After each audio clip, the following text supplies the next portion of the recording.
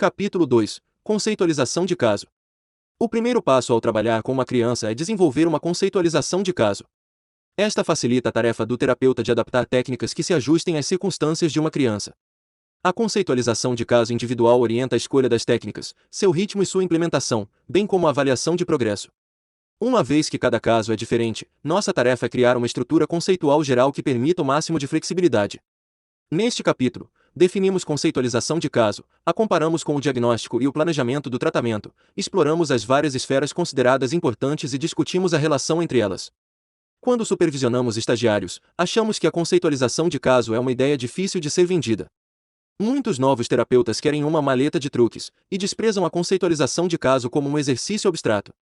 Contudo, ela é um dos instrumentos mais práticos que eles podem ter em sua caixa de ferramentas, pois diz-lhe quando e como usar essas ferramentas. Conceitualização de caso, uma vez nunca é suficiente. A formulação de caso é um processo dinâmico e fluido que requer geração e teste de hipóteses.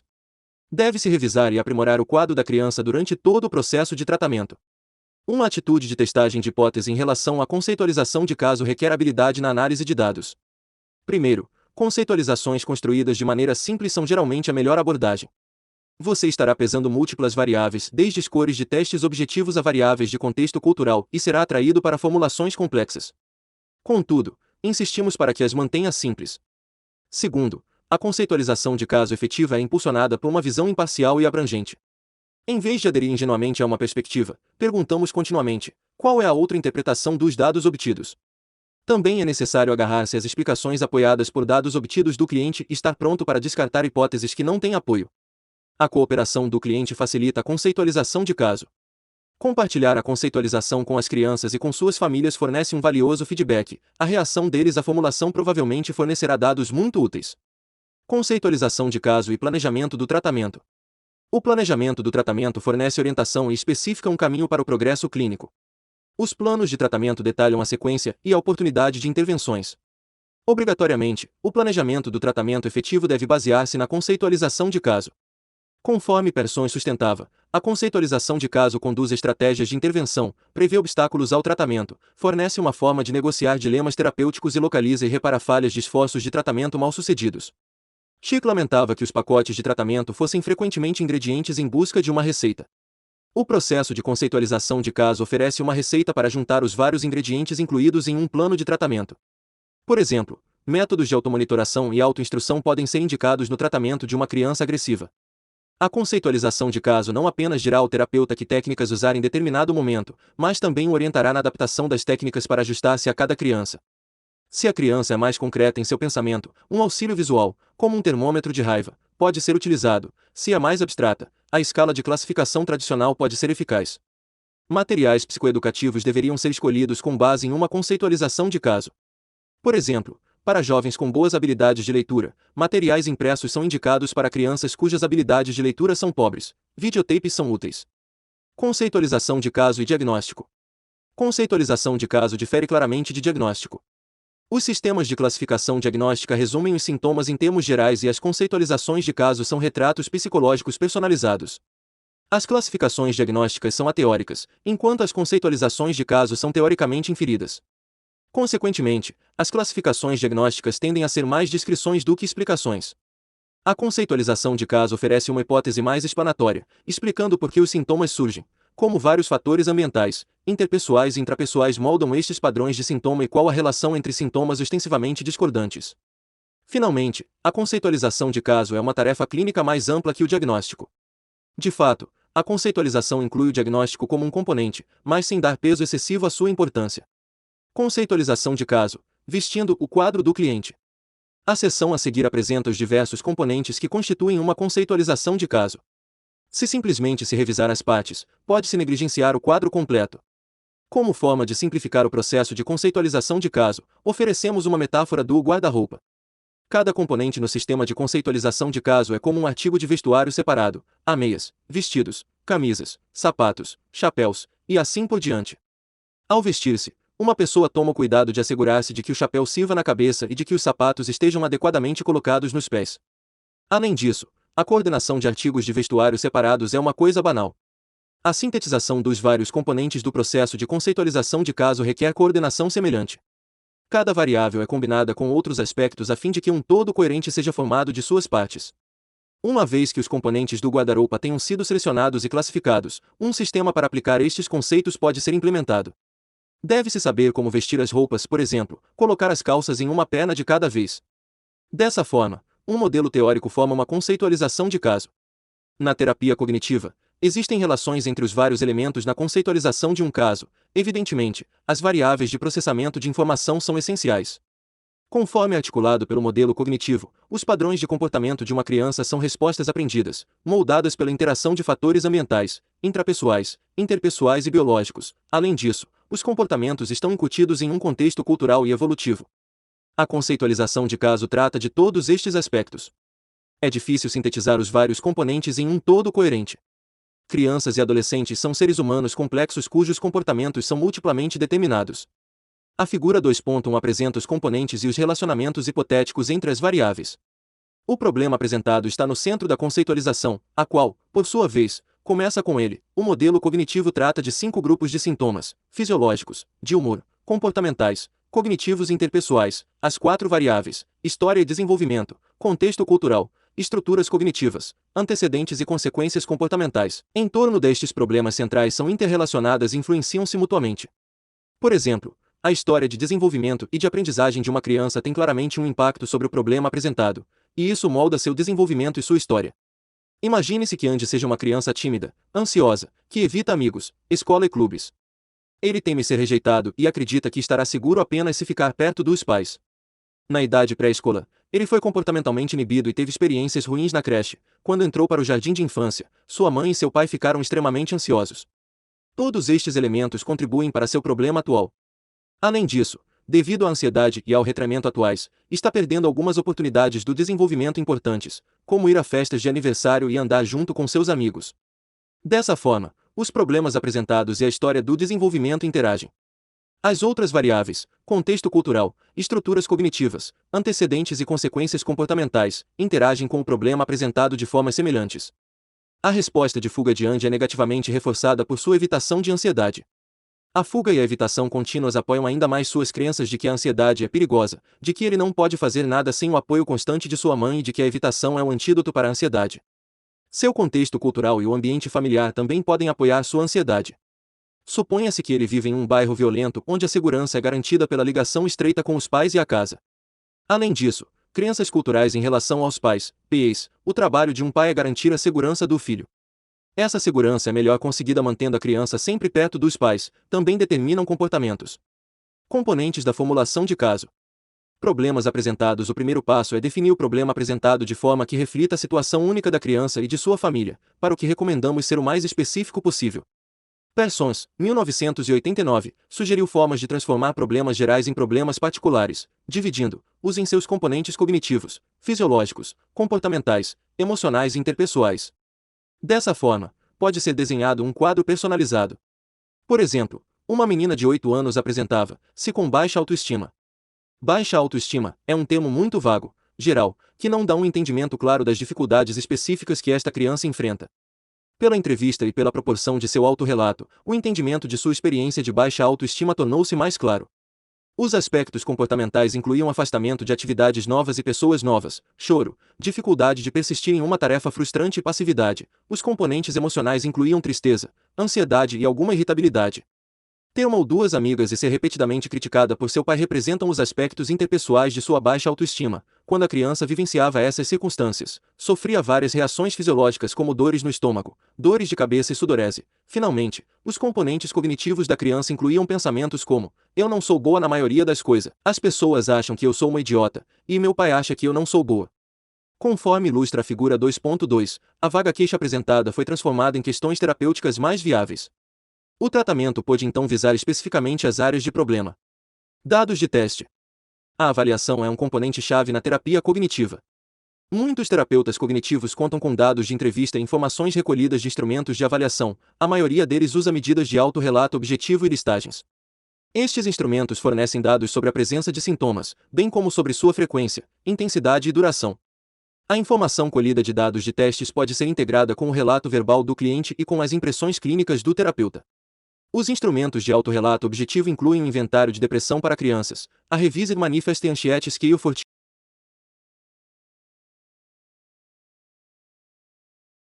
Children, a escala de ansiedade multidimensional para crianças, o checklist do comportamento da criança, a Opelesnase Scale for Children, e a Fear Survey Schedule.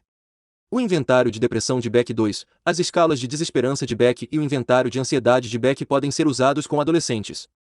As escalas de Beck para crianças são medidas interessantes que estão atualmente sendo construídas. Alguns terapeutas cognitivos podem preferir usar o inventário multifásico Minnesota de personalidade para adolescentes para avaliar os aspectos da personalidade. Técnicas projetivas, como o teste de apercepção temática, o teste de apercepção de crianças, o Roberts Apperception Test for Children e o teste de Rorschach são usados por alguns clínicos cognitivo-comportamentais. Independentemente do instrumento empregado, os dados de teste iniciais fornecem uma base para o trabalho terapêutico. Medidas de autorrelato podem ser periodicamente readministradas para avaliar o progresso do tratamento. Os scores refletem a gravidade do sofrimento, a acuidade e a funcionalidade. Dessa maneira, os dados de testes complementam os dados da entrevista e as impressões clínicas e auxiliam nas decisões com relação aos alvos iniciais do tratamento e às estratégias de intervenção futuras. Variáveis de contexto cultural. Uma influência importante sobre as práticas familiares é a formação etnocultural. Visto que o contexto etnocultural molda os processos de socialização da família, e uma vez que estas práticas familiares influenciam a expressão do sintoma, deve-se esperar que a apresentação clínica e a resposta ao tratamento de uma criança sejam influenciadas por sua formação cultural. Carter, Sbroco e Carter oferecem uma estrutura teórica útil para conceitualizar a forma como a etnia influencia a expressão do sintoma, a resposta ao tratamento e a busca de ajuda. Embora o modelo tenha sido desenvolvido para clientes afro-americanos adultos com transtornos de ansiedade, o paradigma tem implicações para crianças e adolescentes. Carter e colaboradores conceitualizaram clientes em dimensões de identidade racial e nível de aculturação. Afro-americanos com alto nível de identidade racial altamente aculturados têm um senso firme da própria identidade étnica, embora também aceitem os valores da cultura dominante. Clinicamente, estes indivíduos apresentam uma alta percepção de controle pessoal e uma postura ativa de solução de problemas.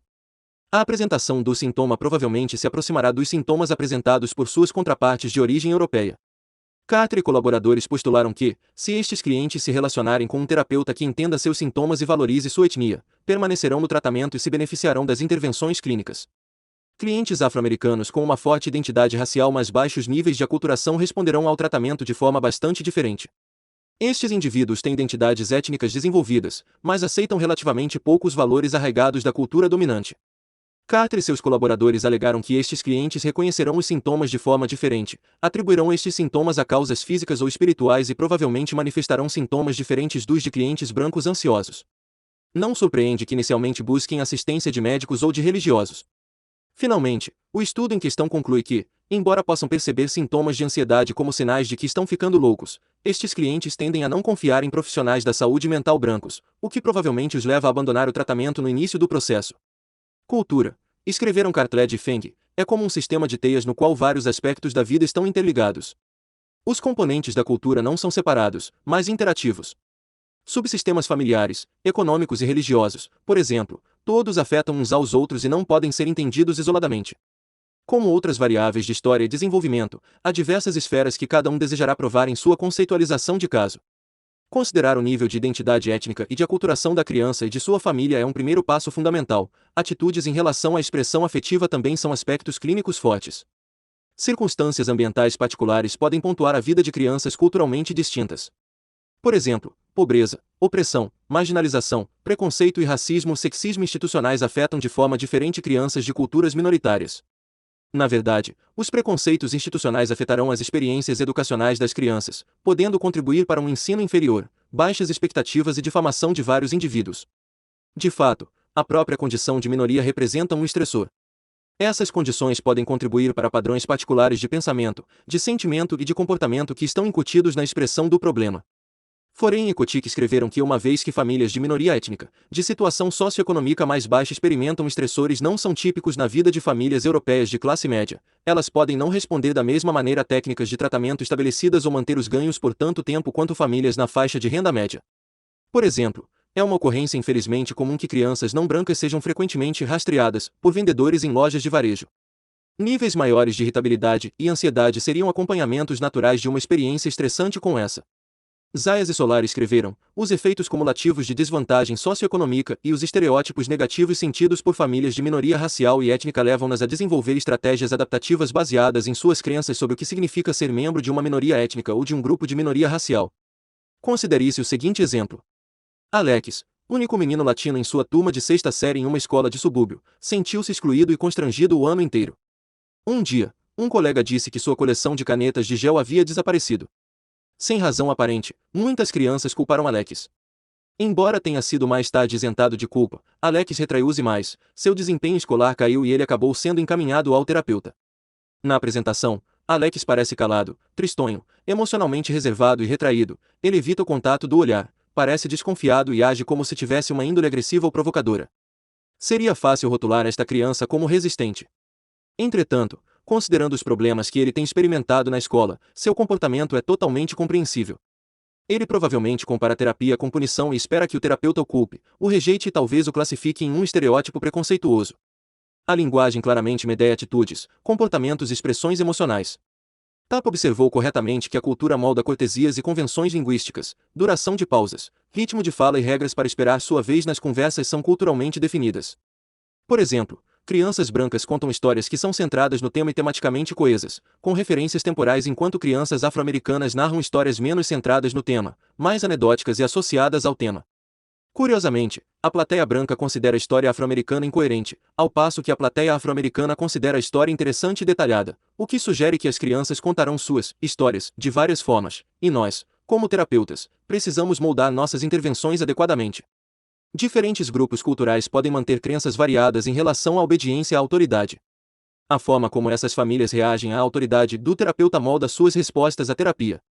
Por exemplo, para indivíduos cuja cultura impõe relativo respeito a figuras de autoridade, colaborar com o terapeuta e dar-lhe feedback negativo será perturbador. Em situação contrária, a orientação do terapeuta será esperada e bem-vinda, sendo comum que as crianças obedeçam respeitosamente a todas as solicitações dos pais. Como se vê, questões de contexto cultural podem afetar a apresentação clínica e a resposta ao tratamento de uma criança. Na tabela 2.1, fornecemos uma lista de exemplos de perguntas para esclarecer questões importantes. Embora não seja completa, ela pode dirigir a atenção a algumas áreas até agora negligenciadas e alertar para outros pontos que merecem consideração. Independentemente da pergunta feita, uma avaliação do contexto cultural da criança deve ser integrada à conceitualização de caso. História e etapas do desenvolvimento. Obter uma história pessoal e do desenvolvimento é prática clínica padrão para a maioria dos profissionais da saúde mental. Informações históricas ou de formação produzem dados em relação à aprendizagem passada da criança. Dados históricos colocam as queixas apresentadas em um contexto apropriado. A frequência, a duração e a intensidade dos problemas da criança podem ser estabelecidas mais completamente. Saber como uma criança atravessa as etapas do desenvolvimento também fornece informações, chave para a conceitualização de caso. Tipicamente, atrasos do desenvolvimento tornarão a criança mais vulnerável à percepção da crítica e levarão à intolerância de estados afetivos negativos e, possivelmente, à depressão. Se os atrasos afetarem o processamento cognitivo, emocional e/ou comportamental, a abordagem terapêutica pode precisar ser modificada. Uma criança que tem problemas de linguagem e de leitura significativos provavelmente não se beneficiará de materiais de leitura mais sofisticados. Consequentemente, a simplificação dos materiais pode ser indicada. Padrões de desadaptação emocional e comportamental são amplificados através da consideração das etapas do desenvolvimento e da história de aprendizagem. Um padrão de desadaptação comportamental e emocional pode ser revelado por problemas crônicos de sono, alimentação e higiene de uma criança, por comportamento agressivo com as pessoas de sua convivência, ou por mau ajustamento a mudanças na rotina. Fatores de vulnerabilidade constitucional ou temperamental provavelmente interagem com fatores ambientais para moldar o comportamento das crianças. Dados do desenvolvimento e históricos fornecem informações relativas aos responsáveis pelas crianças, bem como a própria criança. Por exemplo, a precisão e a perfeição da lembrança que os responsáveis têm de informações sobre o desenvolvimento são reveladoras. O que poderia significar quando uma mãe não tem virtualmente nenhuma ideia das conquistas de desenvolvimento do filho? Talvez a mãe tenha uma péssima memória para eventos, mas também pode ser desatenta ou destituída de preocupação. Pode-se então perguntar o que estava ocorrendo durante essas épocas. A mãe estava deprimida ou bebendo. Ela estava sofrendo por um conflito conjugal. Os terapeutas podem desenvolver hipóteses com relação a pais que lembram os mínimos detalhes da vida de um filho, mês, dia, hora e ano da primeira evacuação no urinol. Esses pais são simplesmente orientados ao detalhe ou tendem a ser tão atentos e envolvidos que azucrinam psicologicamente seu filho. Trabalho e relacionamentos são geralmente focos importantes da tomada da história nas entrevistas de adultos. O trabalho das crianças é brincar e ir à escola. As atividades de lazer, clubes, esportes e passatempos são bastante reveladores. A criança aprecia atividades solitárias, isoladoras. Jogos competitivos. Jogos de fantasia. Além disso, examinar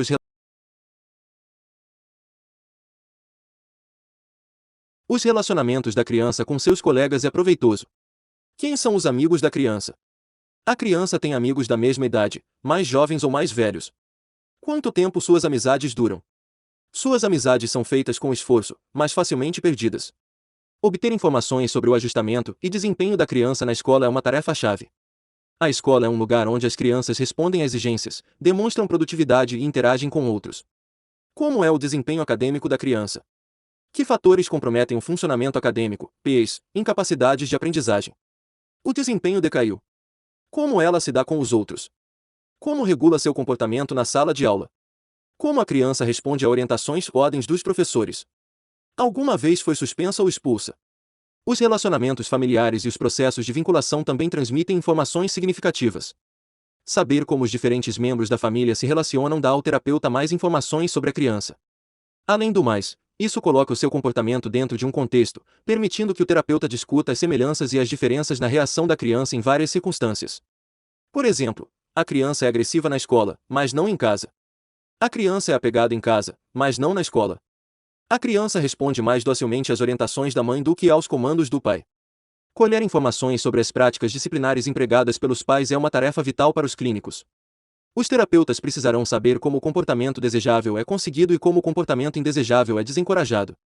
Que estratégias de parentagem ou de enfrentamento do comportamento da criança são empregadas? Quais são os estilos dos pais? Eles são supercontroladores, indulgentes, autoritários, permissivos, discordantes, desatentos. Com que consistência eles aplicam punições? Os pais concordam sobre o comportamento a ser promovido ou desencorajado. Concordam sobre métodos disciplinares. Também sugerimos verificar as experiências de tratamento anteriores da criança. O tipo, a duração e a resposta ao tratamento são dados úteis. Da mesma forma, a informação médica familiar e pessoal é crítica para revelar condições médicas que possam exacerbar problemas psicológicos ou transtornos psicológicos que possam agravar condições médicas. Por exemplo, qualquer condição médica crônica será um estressor para as crianças e suas famílias. Questões psicológicas relativas a controle e autonomia podem afetar a aderência a prescrições médicas. Doença familiar também pode ser um problema significativo para as crianças. As crianças compreensivelmente preocupam-se que seus pais adoeçam. Uma consulta médica é recomendada em todos estes casos.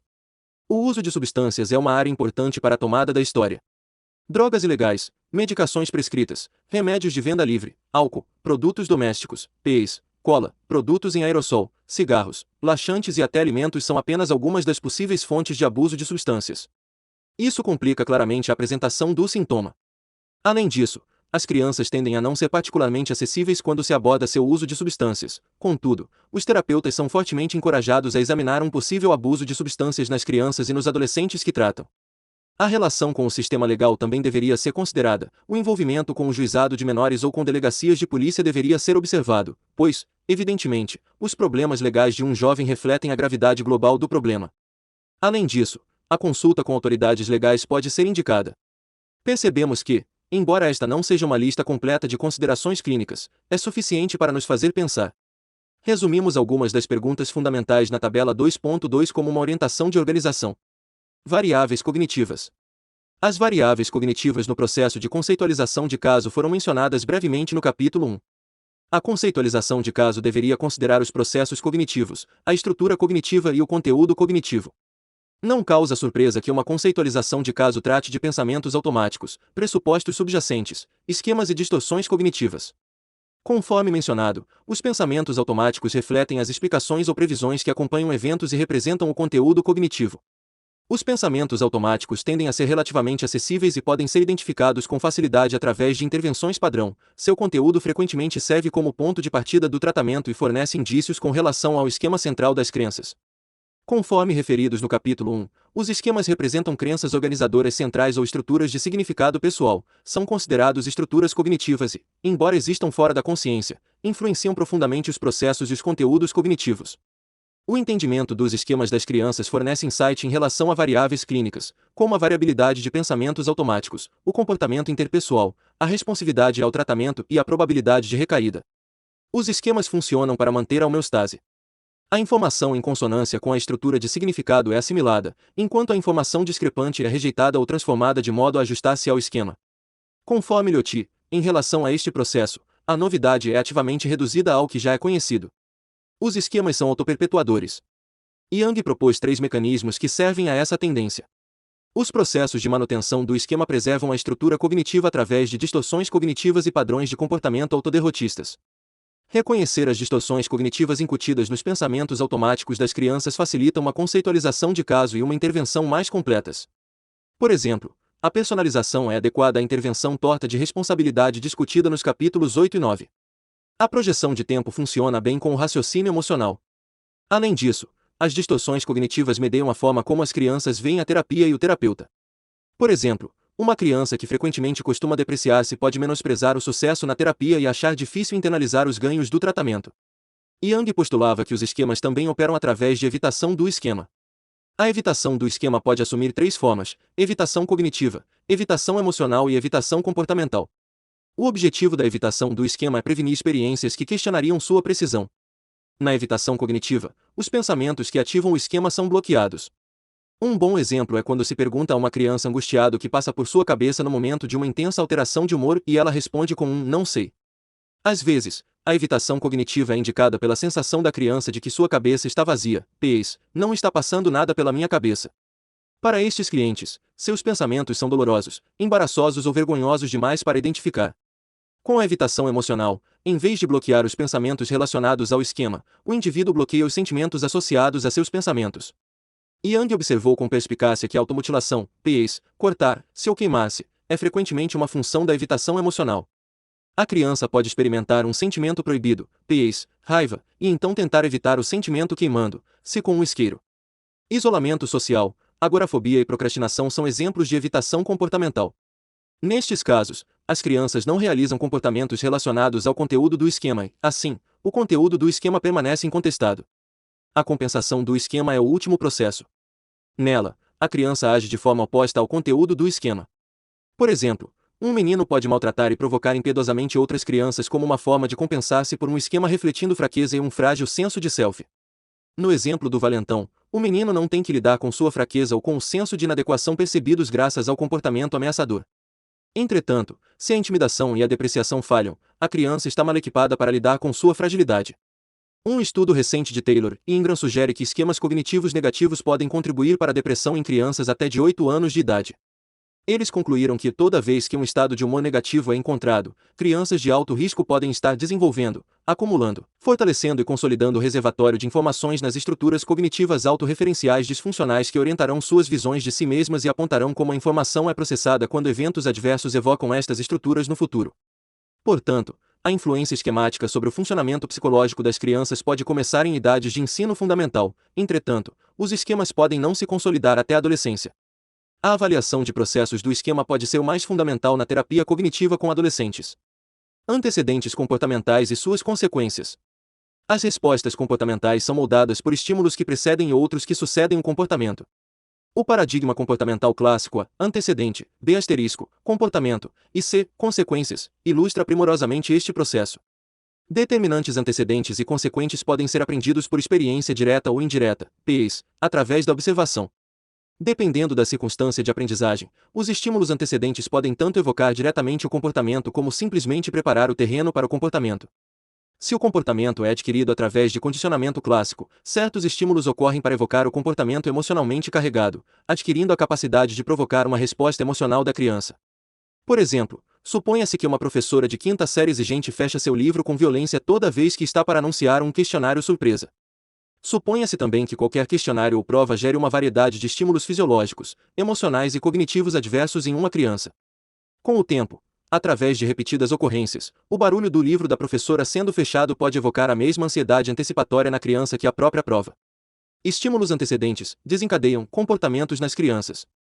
Os estressores, nas vidas das crianças são geralmente estímulos antecedentes, divórcio dos pais, críticas da professora, provocações de colegas. Por exemplo, Estímulos antecedentes são frequentemente registrados na coluna de evento em um diário de pensamento, descrito no capítulo 6, em classificações subjetivas de escalas de sofrimento, descritas no capítulo 12, e em um modelo ABC, descrito no capítulo 13. As ordens dos pais representam estímulos antecedentes. Suas orientações vagas, indiretas, hostis e confusas raramente produzem o comportamento desejado em uma criança. Antes, frequentemente preparam o terreno para a desobediência e contribuem para lutas de poder coercivas. Indícios antecedentes que preparam o terreno para comportamento são frequentemente chamados de estímulos discriminatórios e sinalizados. Estímulos discriminatórios e sinalizam à criança que a situação é perfeita para o reforço. Quando as crianças respondem seletivamente na presença de estímulos discriminatórios e inibem o comportamento na ausência deles, o comportamento fica sob o controle do estímulo. As consequências comportamentais referem-se aos estímulos que acompanham um comportamento, determinando se o comportamento específico é fortalecido ou enfraquecido. Estímulos consequentes que fortalecem um comportamento ou fazem ocorrer mais frequentemente ou continuamente são chamados de reforçadores. Há dois processos de reforço básicos: reforço positivo, acrescentar alguma coisa prazerosa para aumentar a taxa de comportamento, e reforço negativo, remover alguma coisa desagradável para aumentar a taxa de comportamento. Um pai que elogia e abraça seu filho por tirar uma nota boa usa reforço positivo. Um professor que retira um castigo, como tarefa de casa adicional, devido à melhora de desempenho de seus alunos, está usando reforço negativo para aumentar os hábitos de estudo. A punição diminui a taxa de comportamento. Por exemplo, um pai que responde aos acessos de raiva de seu filho colocando-o de castigo no quarto, negando-lhe recompensas e privilégios ou ignorando, está usando punição. Tomemos o caso de uma mãe que ignora a expressão emocional de sua filha, punindo, desse modo, sua expressividade afetiva. A criança aprende que sentimentos são ruins e torna-se emocionalmente contraída. Procedimentos básicos de reforço e punição são descritos com mais detalhes no capítulo 14. Reforçadores e punições ocorrem em programas. Programas de reforço estabelecem o arranjo para contingências. Estipular que comportamento é exigido, por quanto tempo deve persistir ou com que frequência deve ocorrer antes que mereça reforço são programas de reforço. É bem conhecido o fato de que comportamentos estabelecidos sob programas de reforço intermitente são bastante duradouros. Planejando e pensando à frente, formulação provisória, plano de tratamento e obstáculos esperados. Formulação provisória. A formulação provisória coordena os componentes de maneira dinâmica e interrelacionada. A formulação retrata um quadro do ambiente externo e do mundo interior das crianças. Os problemas apresentados, dados de testes, contexto cultural, dados de história e de desenvolvimento, variáveis comportamentais e cognitivas são analisados e integrados. Dessa forma, cria-se um retrato psicológico individualizado que permite ao terapeuta adaptar a intervenção às circunstâncias e aos estilos específicos de cada criança. Plano de tratamento antecipado. A formulação provisória orienta o plano de tratamento. Os planos de tratamento variam de uma criança para outra, uma vez que eles devem levar em consideração as características e as circunstâncias de cada uma. Por exemplo, uma criança ansiosa que enrubesce, sua e tem muita tensão muscular provavelmente se beneficiaria do treinamento de relaxamento, enquanto uma criança preocupada com ruminações e pensamentos autocríticos não se beneficiaria desse tipo de treinamento. A formulação informará sobre quando usar as técnicas cognitivo-comportamentais convencionais e quando modificar criativamente os procedimentos tradicionais.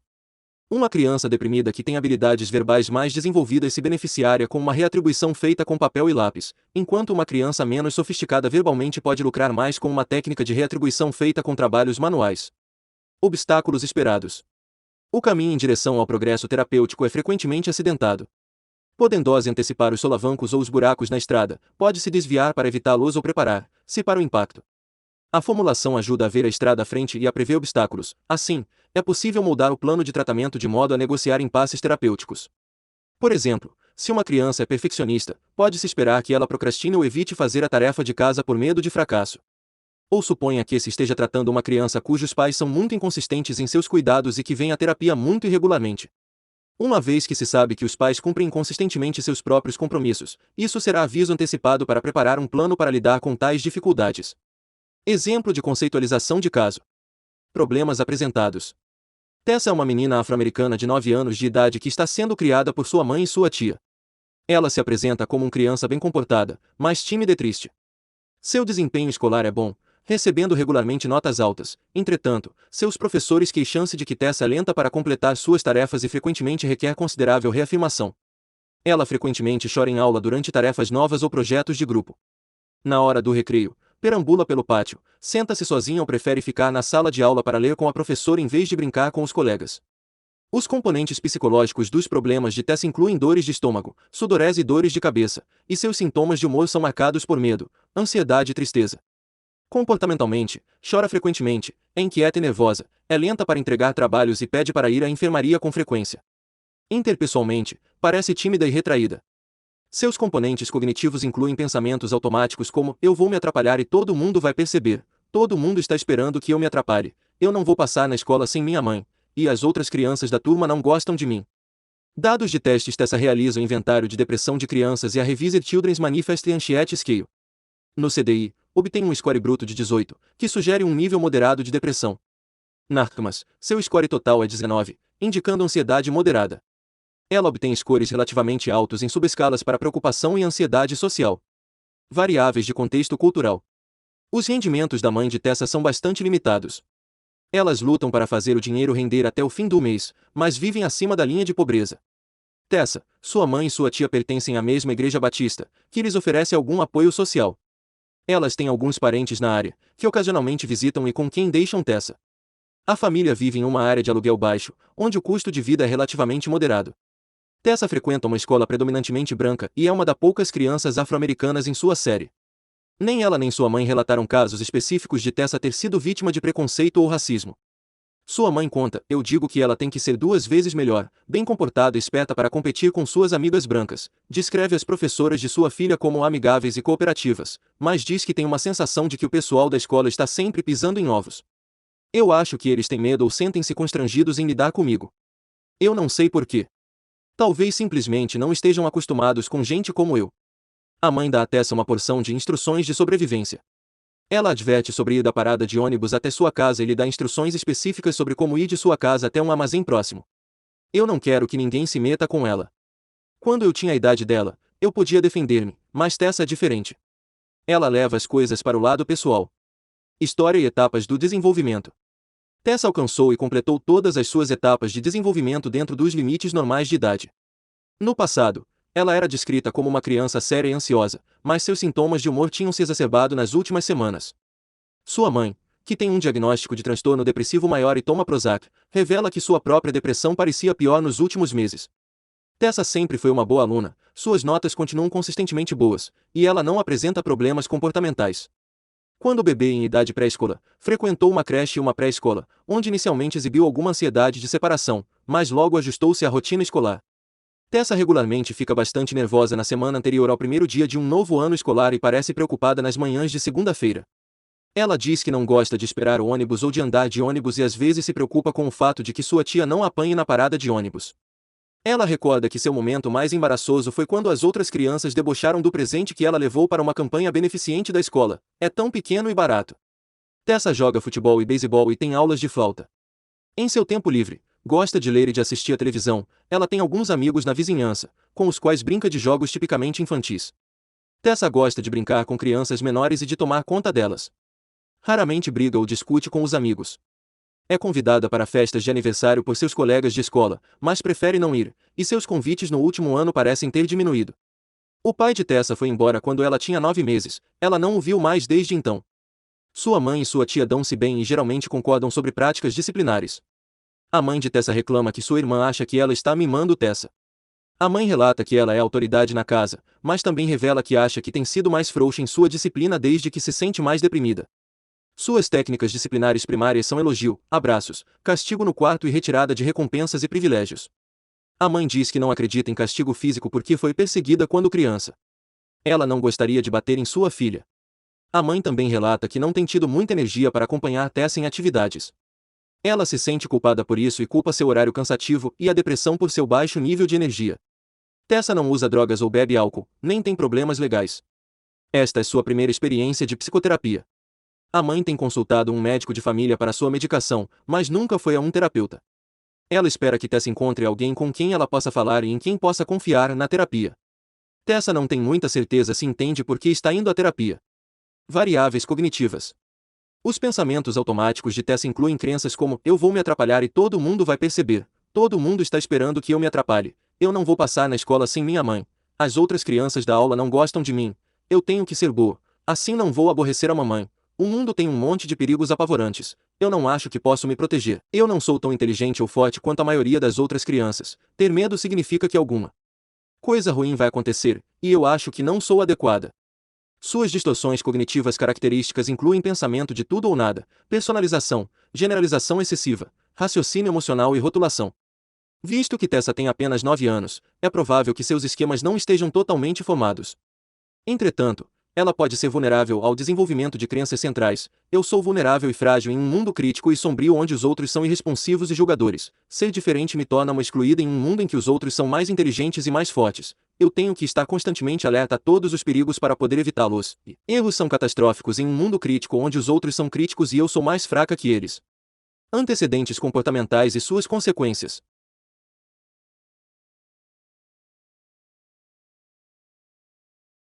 As idas da casa para a escola, especialmente nas manhãs de segunda-feira, são ativadores claros ou antecedentes aos sintomas de Tessa. Além disso, novas tarefas, projetos de grupo, feedback crítico e situações ambíguas, como o recreio, estimulam seus sentimentos de ansiedade e depressão. A irresponsividade por figuras adultas importantes e outras crianças, pais, mãe, tia, professores, também ativa crenças como eles não se importam comigo ou eles não gostam de mim. A evitação, o retraimento e o comportamento de vigilância de Tessa em suas tarefas não são apenas emitidos nesses estímulos, mas reforçados pelo alívio da ansiedade. Sua vigilância é positivamente reforçada por suas boas notas e pelos elogios da mãe, e sua busca de reafirmação também é intermitentemente reforçada positiva e negativamente. Às vezes, ela se sente confortada por figuras de autoridade. O simples ato de buscar reafirmação proporciona alívio da ansiedade. Seu comportamento calado é reforçado na sala de aula. As queixas somáticas de Tessa também têm valor funcional, elas evocam preocupação dos outros, o que satisfaz Tessa. A ânsia de Tessa por agradar é também positivamente reforçada pela aprovação dos outros. Formulação provisória.